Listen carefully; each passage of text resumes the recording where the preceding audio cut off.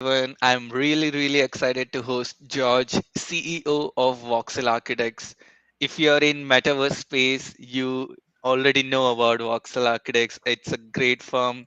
I got to know about Voxel Architects through a big ad where there was a banner about doing a project of 300,000, and then I started looking more into Voxel Architects. And they have a history of delivering great metaverse experiences. So I thought it would be great to have George on the show. Thanks, George, for being here. Hello, everyone. Hello, Meyer. Thanks for having me. Pleasure being here. Any question regarding the metaverse, any question regarding architecture, just throw it at me. I'm here for you guys. That's amazing. It's gonna be fun. So, George, you are like early adopter in metaverse space. So, can you walk us through how was it in 2018, 17 when you make this bold decision of getting into this? It was kind of unexpected. Like the most of the people that actually got into the space. So for me, I think it was very fortunate that I was studying car design before I got into the metaverse space.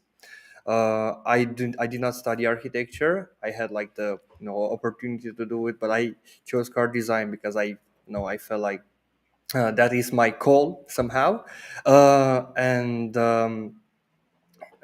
Yeah, I moved to Germany after I finished university, and there I met Landro. Landro, which is an awesome designer, 3D modeler. I was actually calling him sensei at the time because he was teaching me how to model cars in Alias, which is a professional 3D modeling software used in automotive industry. And it just happened that when he was teaching me that, he founded his company, Crypto Motors, couple of I don't know months or years before. Can't remember exactly. And I was working in one of his Crypto Motors cars. Um, and it was one of the first metaverse projects. Back in 2017, like metaverse was not a thing back then. I mean, it was not a term, it was a thing way before. But the NFTs were not a thing. So, you know, in 2019, I remember that I was working on these cars, and there was like this new metaverse that just came out. It was Crypto Voxel, something new, something exciting, something very similar to Minecraft. And Minecraft, it's a game that I used to play a lot, especially in the time that I was in quarantine because of COVID. And it just so happened that CryptoVoxels was one of the metaverses that I could experiment with. And at that time, there were like really early investors, among which one of them was Whale Shark, a good friend of Leandro, which actually borrowed us a parcel and said, guys, just play around with it. So, I was calling him, I was calling Landro Sensei at the time, but he knew how to create cars, not very experienced on how to create buildings. So that's where I stepped in because when I was studying back in Romania, is where I come from. I was on a profile which studied architecture and design, and I really like to experiment with buildings in virtual worlds way before the metaverse was a thing. So I kind of sit down with Landro and started to sketch out some things. I started to sketch out a car dealership for the Crypto Motors car. This was like our first, ever uh, Voxel Architects project, which was unexpected, and it was kind of like a fun project while we're in COVID times. So yeah, we sketched that out. It turned out very well at the time. In Crypto Voxels building were not very polished, to say at least. So when an artist comes into the space and really like puts his let's say touch of artistry in there, he really sense the difference, and the investors in the space also sense the difference. And long story short, we started to get commissions. We got commissions from one person, then another person, and they were people, a lot of people that were buying like parcels of land at that time, mostly investors, like really early investors, visionaries. Um, and back at that time, a parcel in crypto voxels was like $500.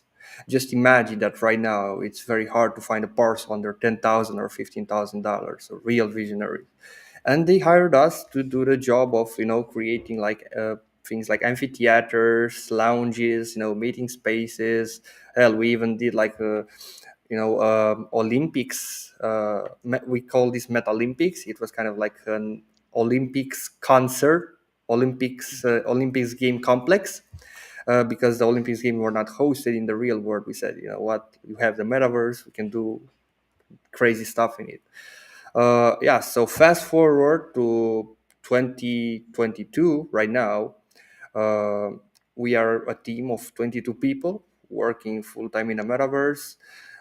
We have in our team three traditionally trained architects, one concept artist, 12 voxel modelers, three poly modelers, and management. um, but yeah, this is basically the story of our company. We previously worked with a lot of other companies along the way. We work with Consensus MetaMask, we build their headquarters in Decentraland. We work with Sotheby's. We also build their headquarters in Decentraland, and we periodically come and edit the insides of their galleries. Um, and also Real Vision, which is another YouTube channel that's focused on economics, and many more other clients. We work with investors like MetaCoven. We did a V20 build where he hosted the 20 special edition Beeple artworks. We created the virtual museum for that. Whale Shark, which I just mentioned at the beginning of the stream, and also Billy, for which we did the SpaceX Metabase in CryptoVoxels in the central parcel, an elegy to to SpaceX, and he's also a good friend of Elon Musk. So we said, you know what, it's gonna be cool. So yeah, this is kind of a little bit of our background, a little bit of what we do. I think personally we were the right people at the right time to do Mhm. the job, and we were fortunate enough to be in the NFT space earlier than most of other people. In fact, our name, Voxel Architects, we started to call ourselves because we were designing buildings in this new emerging virtual world. So Voxel comes from CryptoVoxels, which is the Mhm. first virtual world that we have built on, and architects because we were designing these buildings in the metaverse. We also expanded to later on to Decentraland, to Somnium Space, to the Sandbox, but initially the first one was CryptoVoxels, and hence the name Voxel Architects. Curiously enough, like I see this trend of a lot of people saying like Metaverse Architect. I don't really know where this trend started. I don't remember anybody calling themselves architects before we and let's say a handful of other people started to call themselves that back in 2019.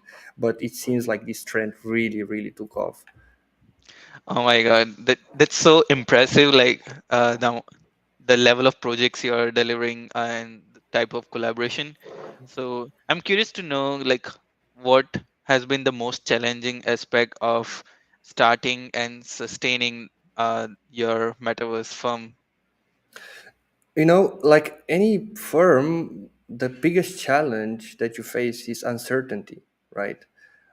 When you work as a freelancer, but also when you have a company and you have to like constantly get project into a company. At the start, it was just me and Landro. It was quite simple, like just two people hanging out in a metaverse, doing builds for other people, professionally trained designers.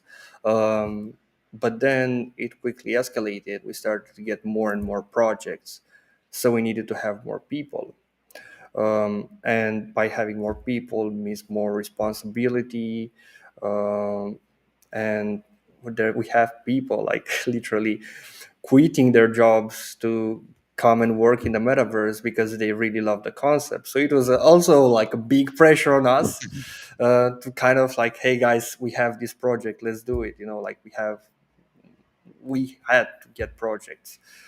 So yeah, as I said, uncertainty was the biggest challenge. Second challenge was actually learning how to work in these virtual worlds, because every virtual world is different. You have crypto voxels, which is like voxel based, similar to Minecraft. You have Decentraland, which is poly based. It's more like a like a traditional game. Impressive enough, it's in WebGL, running in WebGL, which at that time was like a technological marvel. Um, and then you also have Sandbox, which is similar to Minecraft in a way, kind of like a combination between Minecraft and Roblox, I would say. And you also have Somnium Space, which is also a polymodal, Unity-based virtual world.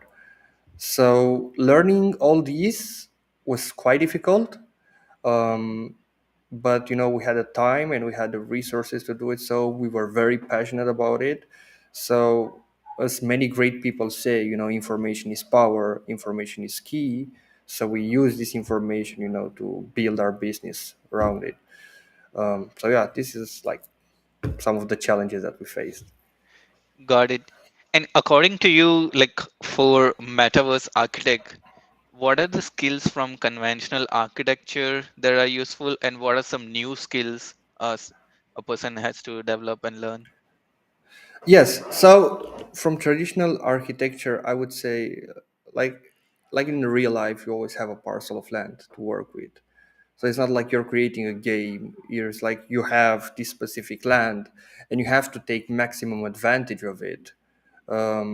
We were thinking like, what is the difference between an architect and a concept artist in the game industry? So the way that concept artists work with level designers, they are thinking of how to organize a level inside a game, and they don't really care about the space because they can build as big as they want. But in the metaverse, every single square meter counts, and you have to make it count. As an architect, you have to understand how to divide a space and how to create like a flow, um, that people can go through and enjoy the building to the max. So parcel is the first thing. Second thing is creativity. So obviously architects are artists, and creativity, it's a very very important point in the metaverse. We got projects because our design in CryptoVoxels was very nice, it was very compelling, and people loved the way it looked. It was very relatable to the real world. We created like chairs and tables and computers and all that stuff, just to get people drawn in this virtual world. um, but it was it's also like very important to be creative and create like crazy structures, like for Hmm. example we did with B20, where we create like this very big brutalist structure with floating cubes around it. So I would say creativity, the ability to kind of like quickly sketch ideas or have like this very concept, these various concepts in mind, is very important for an architect to have in the metaverse. Forget about like things like cables, pipes. You don't need those. Hmm. It's just the process of creation. In universities in Romania, for example, I heard a lot of friends who went to architecture university, and I asked them like, "Hey guys, how do you feel about this?" And they were like, "Well, we are doing a lot of technical stuff. We are doing a lot of technical drawings, and the buildings that we are creating are just that, buildings. But when you look at people like Zaha Hadid, like Frank Gehry, like I don't know, Ricardo Bofill, those are like Hmm. those are were and are geniuses in architecture. Why? Because they were extremely creative. And that's what also car design teach me. Car design teach me how to think outside the box, how to create like these very emotional shapes. The design of a car is it's very emotional, like it has, like, you see the lines, and the lines are very sensible on the body of the car, as opposed to like a building block with like very square and it's just there. So why don't we take this design process with like creating mood boards and creating like storyboards and apply it to architecture? And that's exactly what metaverse allows you to do as an architect. Interesting. And can you share insights about, for example, compared to conventional design process? How is like metaverse client scope revision looks like?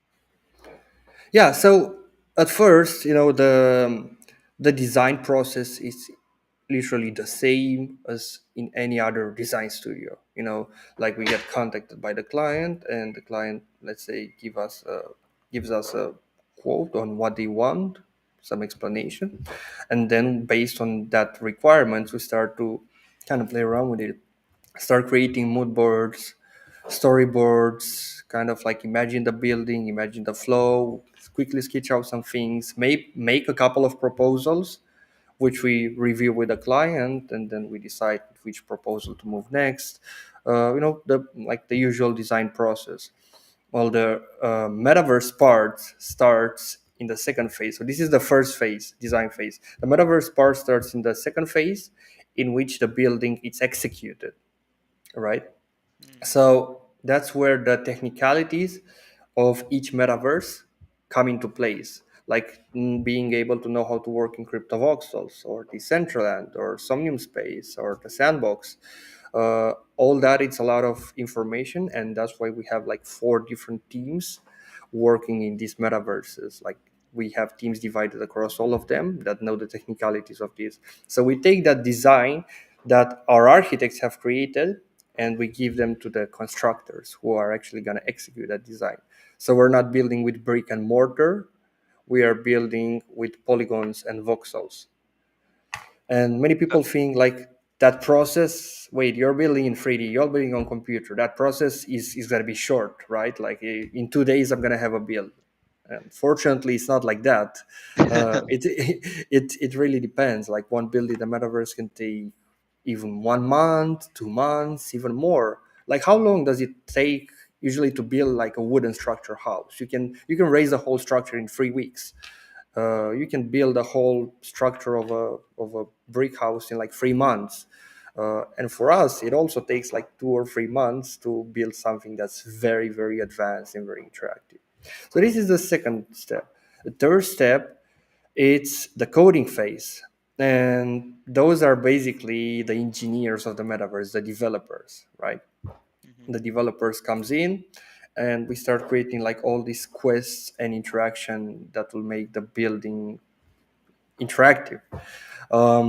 So in Decentraland, for example, we once we have the design, we use the developer to like make the doors open, create like gating systems, like ticketing systems, put NFTs, artworks on the wall, click being able to click on those artworks, make elevators work. Because in real life, things work because that's what they're supposed to do, But the metaverse, you have to make it work. We might have like a 3D model of an elevator, but you have to make it work. So that's why I say the developer is the engineer of the metaverse. So yeah, this is kind of like the whole breakdown of the Mhm. process. Um, yeah. Yeah, that's quite insightful. And uh, for the experience and assets you develop, do the client hold ownership of it, or do you? Because I know some metaverses allow assets to be minted as NFT. So Now you're talking about Sandbox, right? yeah. Yeah, definitely. Yeah. So the client can retain the ownership of the parcel and can retain the ownership of the assets. Once we finish a build, we send the clients on their demand, we send all the assets that have been used to build this out. Hold on, I'm gonna just turn on my light because it's getting really dark in here. There we go. Okay, Uh, so as I was saying, once we finish a build, it's we send all the files to the client, so he has ownership of the files. Uh, the client already has the land usually. If they don't have, they usually obtain the land, so they retain ownership of the land. If we deploy something in the central land, for example, what's on the land of that client owns, right? It's been deployed on his land.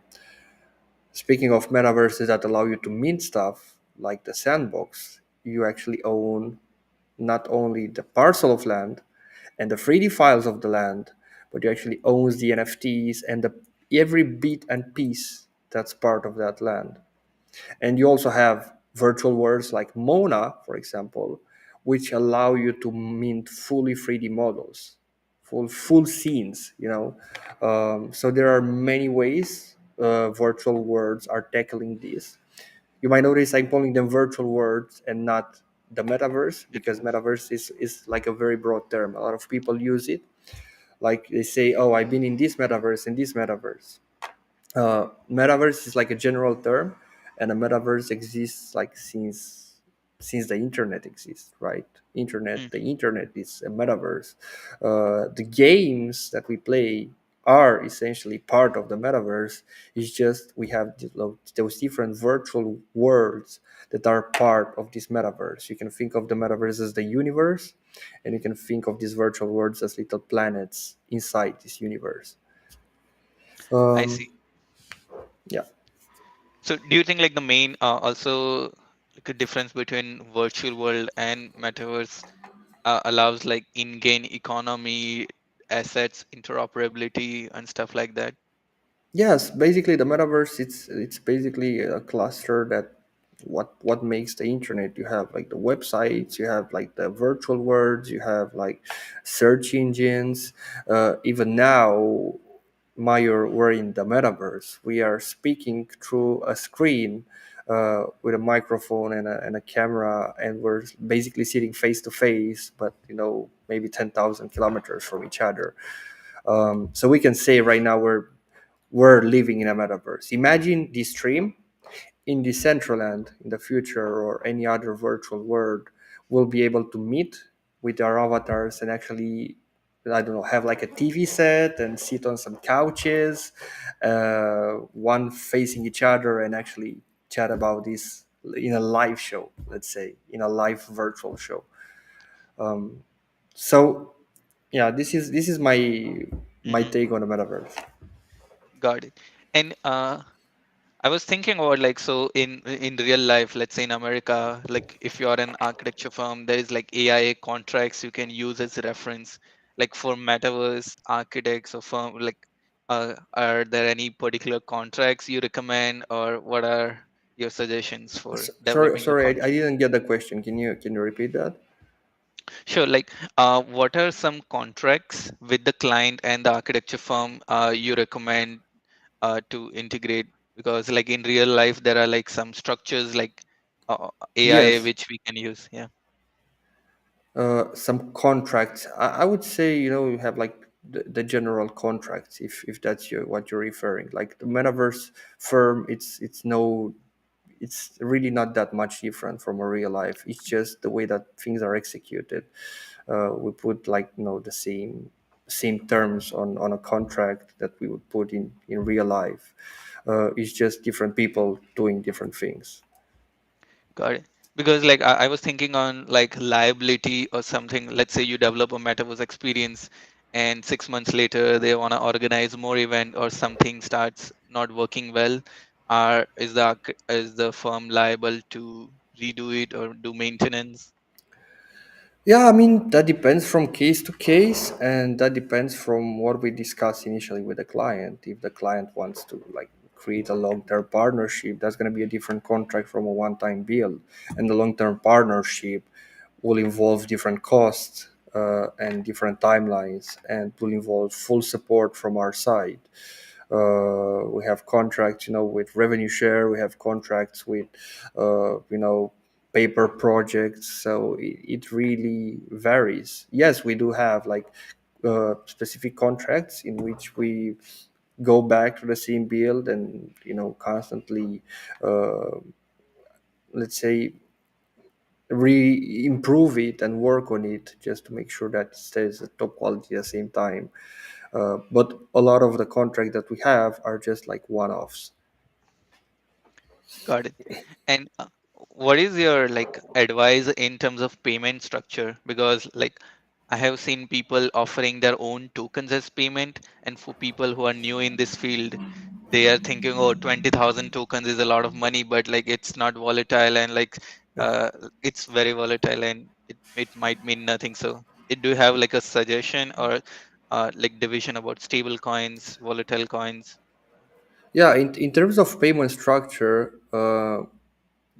I think the best way to structure payments is firstly on milestones, right? Like to Mhm. when you deliver specific things, you have like specific milestone, and that's when you like deliver that and you get paid for that as agreed with a client on percentage base, you know. Um, in terms of crypto, that's a very delicate discussion because you can either like increase if you're charging. We are working with crypto mostly, so mostly we are charging in stable coins. We are charging in USDC, USDT, but we also work with altcoins in the past, and those are really volatile. So whenever you are taking an altcoin, you are taking a risk, and you have to assume that risk. Um, if you're a self-sustaining business, it's very hard to do that. So you need Mhm. to have someone or to know exactly how to manage the risk of that specific altcoin. We had been involved in projects where the altcoin has gone up. We had been involved in projects that altcoin has gone down. But ultimately, we decided let's settle for something stable because a business cannot be run on gambling. You know, Yeah. so um, it's I hugely recommend people to go on a mixed base, like Mhm.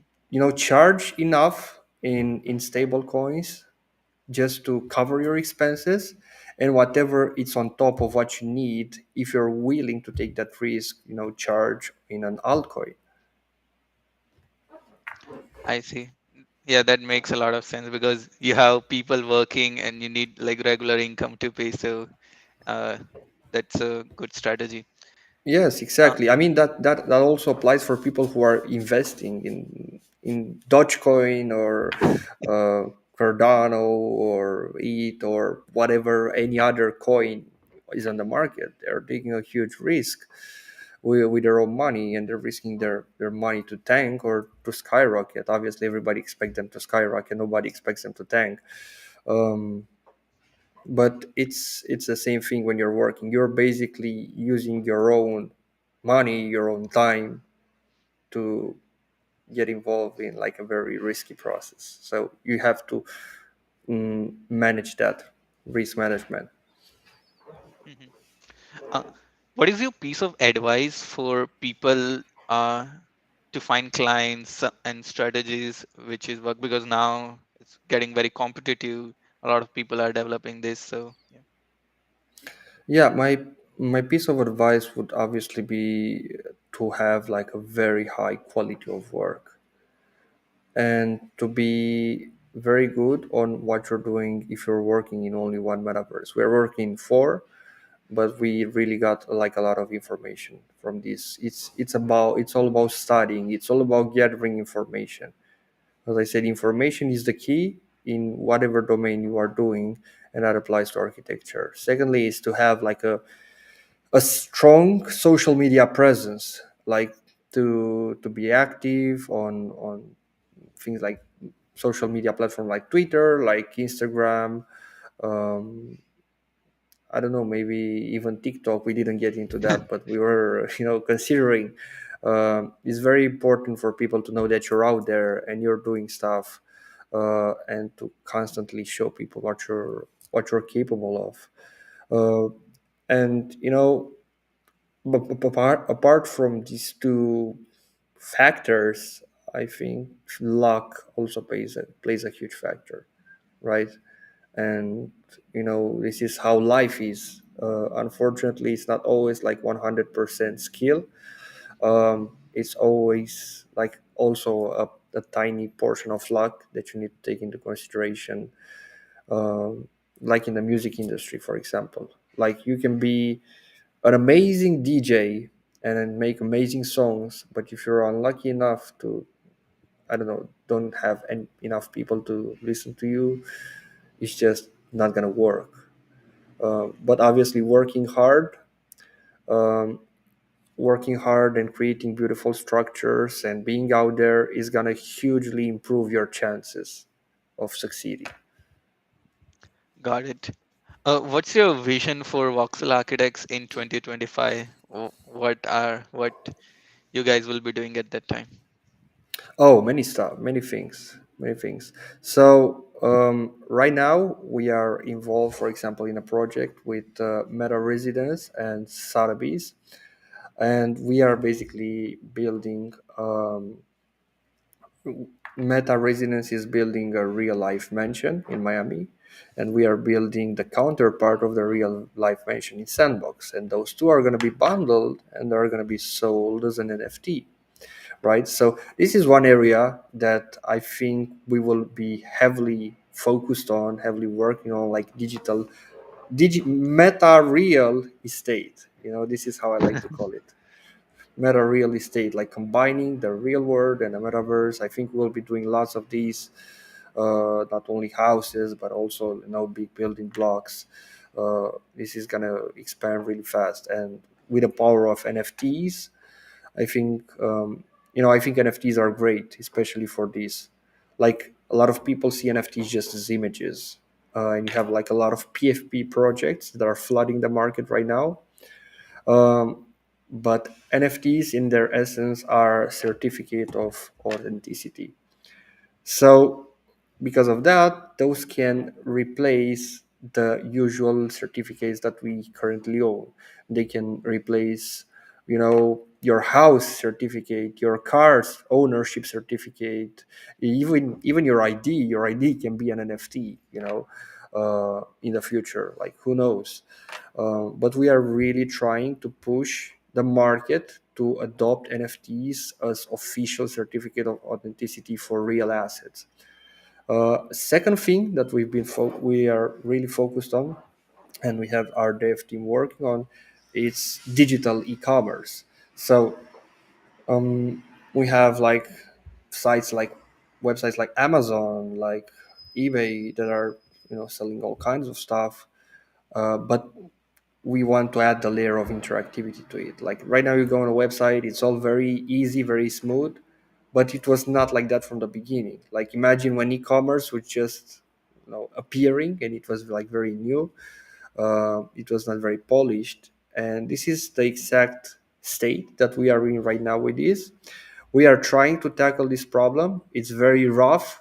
It's a very rough diamond. It needs to be polished, but hopefully we can um, create like complex structures that can host like big brands that can um, sell their stuff in a metaverse. We can have like big stores with well laid out infrastructure that will allow e-commerce to happen inside the crypto world, inside blockchain, right? We want to take maximum advantage of this blockchain technology, and be able to buy stuff through these coins.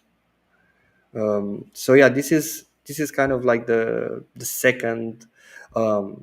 the second vision for our company, and obviously the third one, our core business, to expand and to be obviously a metaverse building powerhouse, building across a lot of metaverses, and having like a strong presence, helping brands and companies and investors and art collectors to have like a digital presence in a metaverse. And we aim to expand like way more than we have right now. As I said, right now we're sitting at around 22 people. I'm expecting by the end of this year to possibly double that number. And who Wow. knows in 2025 what's going to happen, So it's a long shot. A lot of people say 1 year in the metaverse is like 5 years in real life. So the real question is what will happen 1 year from now, not 5 years from now. That's quite exciting. So, are you guys planning to develop your own virtual world or metaverse? Is that Oh, the we actually consider that. It's still in debate. We cannot say too much about it at this point. I wouldn't say no, but I wouldn't say yes either. But we're considering that, um, and if that were to happen, you know, It's gonna be like we have a lot of experience with all the virtual worlds that we have worked so far.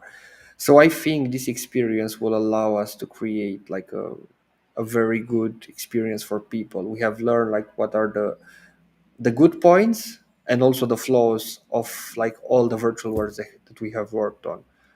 So Yeah, combining all this knowledge that will allow us to create like a really compelling metaverse. yeah, that's a really good point. Like every metaverse has pros and cons in terms of flexibility of how you can develop things there. So that that will really help. So, uh, is there any conference, community, or event you recommend, like for people to find this kind of metaverse clients? Yes, definitely. All every single NFT event in the world, NFT NYC, NFT Paris. I'm going right now to an NFT event in Lisbon in a couple of Ooh. days. So yeah, anything related to blockchain, to NFT, metaverse people are definitely going to be there. Um, and also non-metaverse people are going to be there because they're going to be really curious. Mhm. So best way of networking is to actually attend these events. So, like during the event, like should one have like a portfolio pitch deck of like their metaverse work or artistic work, like to talk to them? I mean, you're not really going to a job interview, but but you know, like it's important to make connections and to like to speak with people and say like, "Hey, I work in the metaverse." You know, like I love digital architecture, and you know, just meet people and see what their thoughts are, and maybe they want to build something. It's just like how you would meet people in real life. It's nothing. I, I think you should have some pictures ready with you just in case, but not like a full portfolio and CV. Like you Yeah. cannot go to a person and just shove it in their face. Yeah.